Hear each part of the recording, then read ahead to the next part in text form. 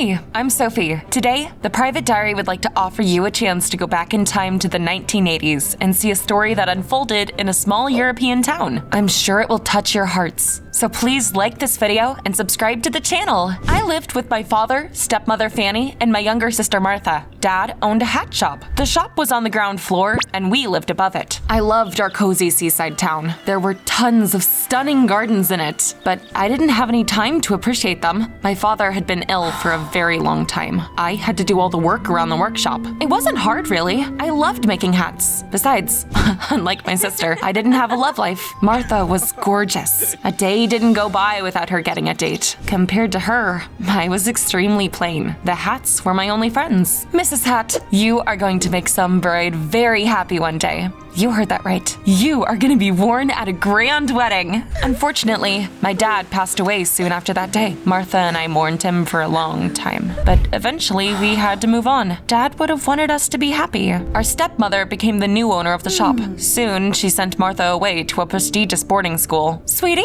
it's an elite school full of trust fund students. You'll easily find a rich husband there. Thank you, Fanny. This is awesome. I wished something interesting would happen to me, too, but Fanny had something else in mind. Sophie, I need you in the shop. You're the most talented hatter in town. Without you, our business would wither like flowers without water. My sister left, and I was stuck in the workshop. I worked tirelessly trying to create and sell the hats. Fanny didn't help me at all. She was too busy going on dates and partying. She only ever came to the shop to collect all the money I earned. Soon, the city started preparing for the annual flower festival. Customers flooded the shop. As I listened to them gossip, I learned that a young, mysterious illusionist Howl had been spotted in our town. He was apparently famous all over the world.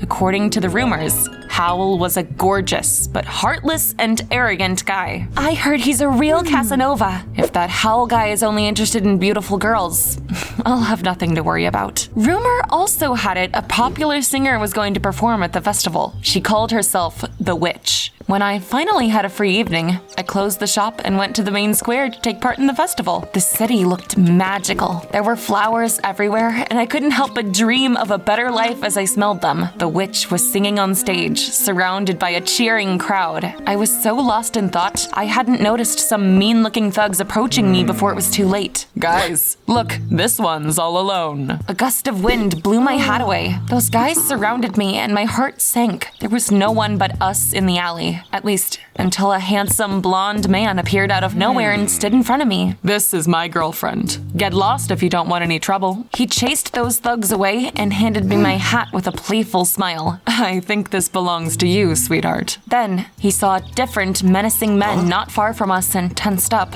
Dang it, I'm being followed. He grabbed my arm and led me to a nearby cafe, trying to lose his pursuers. Pretend you're my girlfriend until they leave. The next moment, he saw those men in the window and tried to kiss me so they wouldn't notice him, but I jerked away. What are you doing? Oh, you're so feisty. Can you believe it? My first date was with a crazy stranger. I was about to leave when those menacing men walked into the cafe. We've got company. He grabbed my hand again and dragged me along with a smile on his face. We ran through the kitchen, causing quite a commotion on our way out. When we finally got away and stopped, the stranger gallantly kissed my hand. Thanks for your help, sweet lady. At that moment, my eyes fell on a poster on the wall, and I saw what the mysterious illusionist everyone was talking about looked like. It was the stranger I had just spent the day with. My blood ran cold. What was Howl gonna do now? But he just walked me home and left as suddenly as he'd appeared. Why is my heart pounding? To my astonishment, the witch walked into the shop after me. She looked so confident. Even looking at her was scary. Sorry, we're closed.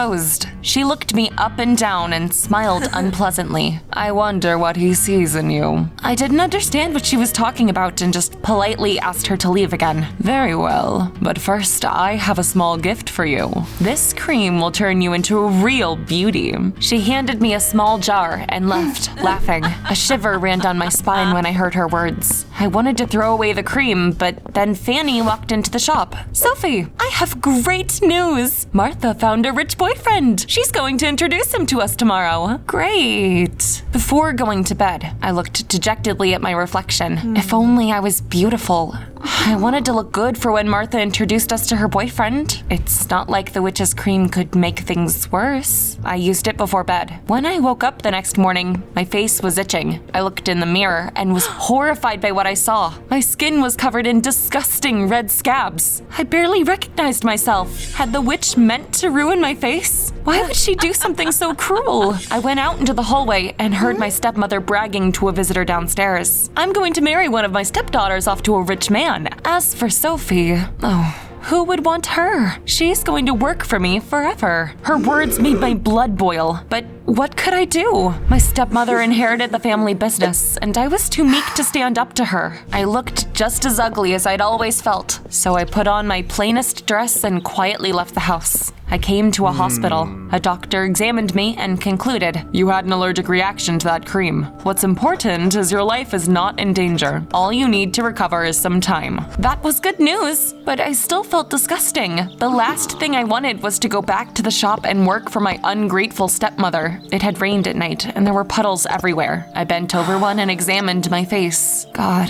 now that's a face only a mother can love. I remembered that Martha was coming home that day and decided I wouldn't go back. I didn't want my beautiful sister and her boyfriend to see me like that. I wandered around the city aimlessly, trying to hide my face from the passers-by. At sunset, I came to the pier. Countless boats and yachts were moored there. They were rocking on the waves, and the sun painted the sky scarlet. Such serene beauty made me feel a little better. All of a sudden, a plaintive barking broke the silence. I looked around and saw a huge red dog entangled in fishing nets on the deck of one of the yachts. There was no one around, so I climbed on deck and freed the dog myself. At first, he was not happy to see an intruder and growled at me, but then he realized I was there to help, wagged his tail, and ran into the cabin. In a minute, he brought me a basket full of sandwiches. What a smart boy! How did you know I was hungry? I shared dinner with my new shaggy friend as we watched the sunset, and then I buried my nose in his soft fur and dozed off right there on the deck. I woke up in the morning feeling like someone was looking at me. When I opened my eyes and saw Howl right in front of me, it freaked me out. Oh no, was I on his yacht? There was a slight smile on his lips, and his clear eyes were sparkling in the sun. Thanks to my allergic reaction and terrible dress, Howl didn't recognize me. He thought I was homeless and climbed on his deck because I needed a place to spend the night. To my surprise, he didn't get angry and just gently scratched his dog behind the ear. "His name is Calcifer. He's very stubborn. I can't believe he let you get near him." I helped him when he got entangled in the nets. "I see. He was repaying your kindness. What's your name?" "Sophie." And I am Howl, the famous illusionist. I know. Posters with your face are hanging all over the city. You're right. He seemed to think something over and then made me an unexpected offer. "I'm going to perform in this town a few more times. Do you want to be my housekeeper until I leave? You would live here and take care of my dog. I'm too busy to do it myself." I didn't want to go back to the shop or for Martha to see me before my face healed. Besides, Howl was only interested in pretty girls, so I wasn't afraid he would steal my heart. I didn't hesitate long before agreeing to his proposal. As soon as I thought that Howl was actually a nice guy, he did something that made me believe the rumors about him weren't lies. Howl took out a mirror from his pocket and smugly examined his reflection. "I look amazing as always." With his other hand, he handed me some bills. "Here, in case you need to buy something. Remember, don't let anyone in here. Don't move stuff around, and don't touch my things with dirty hands. Just take care of Calcifer. I hope remembering such simple rules won't be too hard for you." With those words, he winked at his own reflection and left. "No offense, Calcifer, but I've never met anyone as narcissistic as your owner." I went down to the cabin and gasped. What was wrong with Howl? There was such a mess inside, and no proper food in the kitchen. I spent the whole day cleaning up until the cabin was sparkling. Then I got to the bathroom. There were so many creams and shampoos there. Howl could have probably opened a beauty salon if he'd wanted. Howl really is obsessed with his looks. I carefully organized all the jars in the bathroom and went shopping. After buying a ton of healthy food, I left the store and suddenly saw Martha. My sister was buying her favorite cakes at a bakery. I quickly turned around the corner before she could see me. A luxury car suddenly stopped in front of me. The rear window rolled down and I saw the witch. She smirked at me. "Oh, you used my cream, naive hatter. Why did you do this to me? I know you were on a date with Howl during the festival. I refuse to let him be happy. Besides, he has something that belongs to me. You know how to find Howl, right? Help me, and I'll help you. My personal doctor will get rid of your allergy in no time. I didn't trust that evil singer, so I said I'd manage without her help and walked past her. Back on the yacht, I cooked dinner and played with Calcifer. Soon, Howl came back. I wanted to ask him about his relationship with the witch. After all, she was clearly looking for Howl and holding a grudge against him, but he was too tired and immediately locked himself in the bathroom. A few minutes later, he ran out of there screaming, and his hair, wow, it turned black. Sophie, why did you rearrange everything? I used the wrong shampoo and it ruined everything.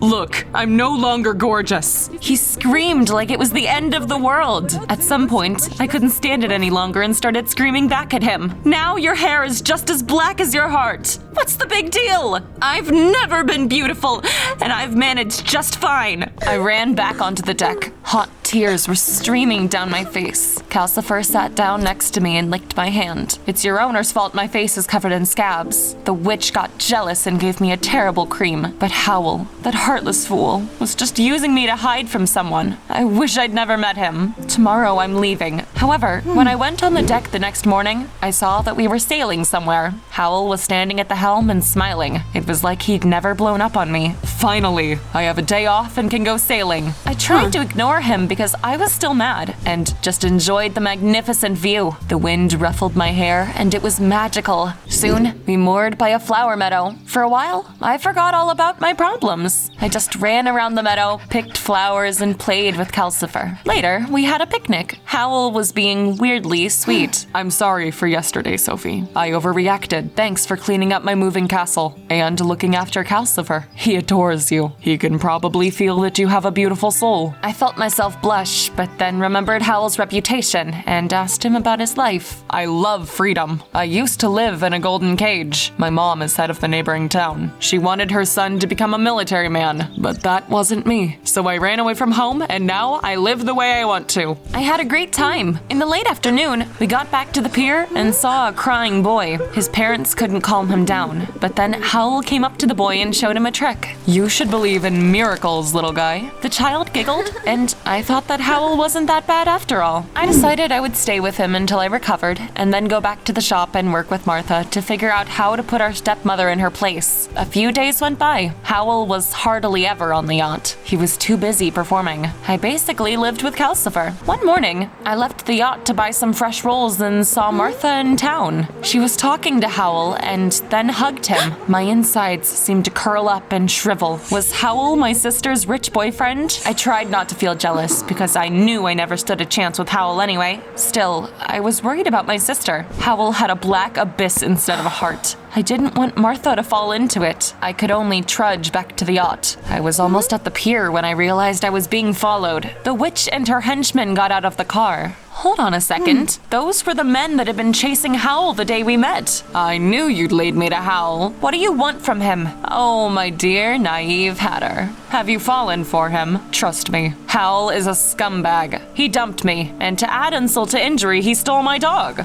It was so cruel. I just want my pet back. Are you Calcifer's real owner? Yes. I know you don't trust me. I'm sorry about the cream, but I did you a favor. Now, Howl won't look at you twice, and so he won't break your heart. Only my sister's. Let's make a deal. Let me take Calcifer, and I'll make sure Howl leaves your sister alone. I gave it some thought and agreed. I didn't want Martha to get hurt because of the heartless illusionist, so I showed the witch which yacht belonged to Howl. The singer snapped her fingers and ordered her goons to pick up the dog and put him in her car. I decided it was time to go back to the shop and put my stepmother in her place. Enough was enough. I had been her puppet for too long. However, when I walked into our shop, I saw Martha, Howl, and a cute guy decorating everything with flowers. What's going on? Sophie? We were preparing a surprise for you. We didn't expect you to come home so soon. Then, my sister introduced me to the guy I didn't recognize. This is Percy, my fiancé. Fiancé? But what about Howl? We're just friends. He was worried about you. Martha told me she had been worried out of her mind when I disappeared, but then Howl told her I was staying with him. I overheard you telling Calcifer that the witch gave you that cream because she was jealous of me. I immediately recognized you after that and felt guilty. So I came here to ask if there was any way I could help. Martha told him our stepmother had been forcing me to work at our dad's shop. So Howl paid for a lawyer who proved that Fanny had never been supposed to inherit the shop. That's why Martha had hugged Howl. Sophie, the shop belongs to you now. At first, I was over the moon, but then I remembered I'd let the witch take Calcifer away because I misunderstood everything. Oh no, I love that dog more than life itself. Howl said he used to date the witch, but broke up with her as soon as he realized what a terrible person she was. He had stolen Calcifer because the witch treated him terribly. Ever since then, she's been trying to steal her dog back to hurt me for ages. She really was a witch. I clenched my fists and said I'd fix everything. I knew that the witch was going to perform that day, so I broke into her dressing room. I'm no longer a naive hatter, and I'm ready to stand up for myself. Calcifer had been put on a leash. As soon as he heard my voice, he broke out of his tight collar and ran toward me, happily wagging his tail. Only then did I see the witch was there too. She was sitting with her back to me and crying. When she turned around, I saw that her face was covered with red scabs. I keep a lot of creams that cause allergic reactions to get rid of my competitors, but I mixed up the jars and used one on myself. Oh, this is a disaster. I couldn't help but grin. Well, it seems you punished yourself. Come on, boy. I'll take you to your owner. This wicked witch doesn't deserve you. At sunset, I came to the pier and returned Calcifer to Howl. My hat was blown away by the wind again, but Howl caught it. I think this belongs to you, Sophie. Thank you. I guess I should go. What's the rush? Stay a bit longer. I liked you as soon as I saw you. That's impossible. You only like beautiful girls. Howl took out his pocket mirror and handed it to me. I looked at it and realized my face had finally healed. The witch's evil spell had been lifted. You're beautiful, Sophie, and you never stopped being beautiful. The most beautiful thing about you is your kind soul. I like me better when I'm with you. Then he jumped on deck and held out his hand to me. You've worked really hard and deserve a vacation. Let's go on a cruise in my floating castle. What about my shop? It's not going anywhere. We looked into each other's eyes and the rest of the world disappeared. Everyone knows that magic doesn't exist, but when two loving hearts start beating in unison, it feels like magic. Stay kind no matter what, and you will definitely get your happy ending.